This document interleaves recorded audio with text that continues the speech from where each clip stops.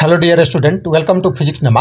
आज के इस वीडियो में हम लोग JEE मेंस 2024 में फिजिक्स से आए एक क्वेश्चन को सॉल्व करेंगे। यह question law of motion chapter से लिया गया है।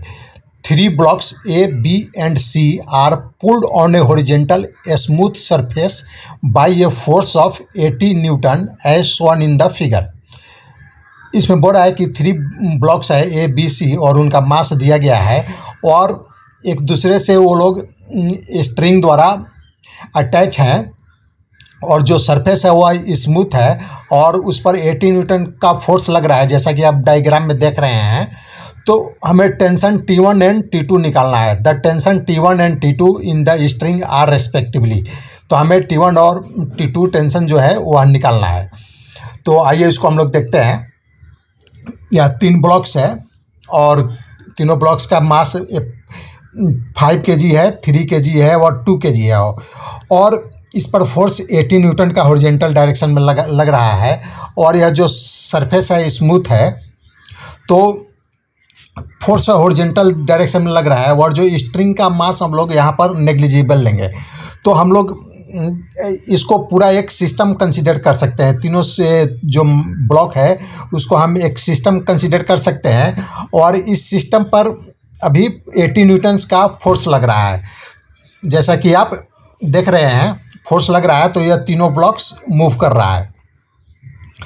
तो तीनों ब्लॉक्स का एक्सेलरेशन इक्वल होगा क्योंकि यह तीनों अटैच है और हम लोगों ने इसको एक सिस्टम कंसीडर किया है। और जो क्यों होगा, क्योंकि जो स्ट्रिंग है, स्ट्रिंग का जो मास हम लोगों ने नेग्लिजिबल लिया है।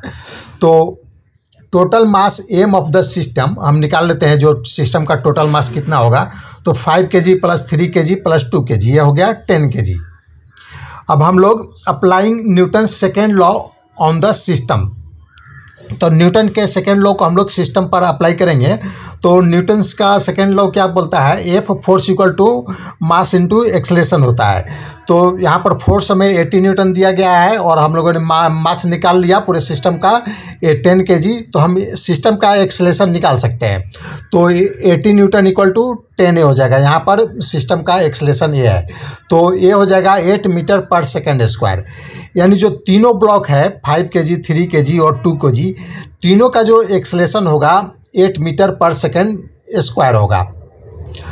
Each block will move with the same acceleration a equal to 8 meter per second square.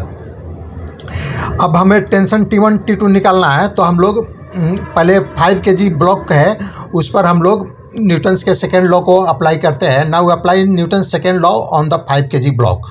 तो इसमें देखते हैं कि जो नेट फोर्स है T1 है और यह हो जाएगा MA के। तो MA यहाँ पर 5 kg है, तो 5A और A का वैल्यू हम लोगों ने अभी निकाला 8, तो 5 को 8 से मल्टीप्लाई कर देंगे तो 40 न्यूटन हो जाएगा। यानी T1 इक्वल हो जाएगा 40 न्यूटन।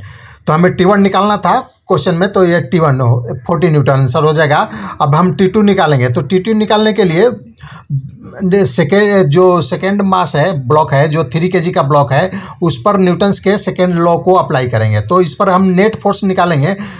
जो 3 kg के ब्लॉक पर जो नेट फोर्स लग रहा है वो निकालेंगे। वो इक्वल हो जाएगा 3 kg मल्टीप्लाई एक्सेलरेशन। तो इस पर जो नेट फोर्स होगा वह T2 माइनस T1 होगा। T2 फॉरवर्ड डायरेक्शन में है और T1 बैकवर्ड डायरेक्शन में। तो T2 माइनस T1 इक्वल हो जाएगा MA। M की जगह यहाँ पर 3 kg है और A एक्सेलरेशन। तो T2 इक्वल हो जाएगा 3A प्लस T1 और अभी हम लोगों ने T1 का वैल्यू निकाला, तो T2 हो जाएगा 3 मल्टीप्लाई 8 प्लस 40। तो ये हो जाएगा 24 प्लस 40 और इक्वल हो जाएगा 64 न्यूटन। तो जो T2 का वैल्यू होगा, यानी स्ट्रिंग में जो टेंशन होगा T2, यह हो जाएगा 64 न्यूटन।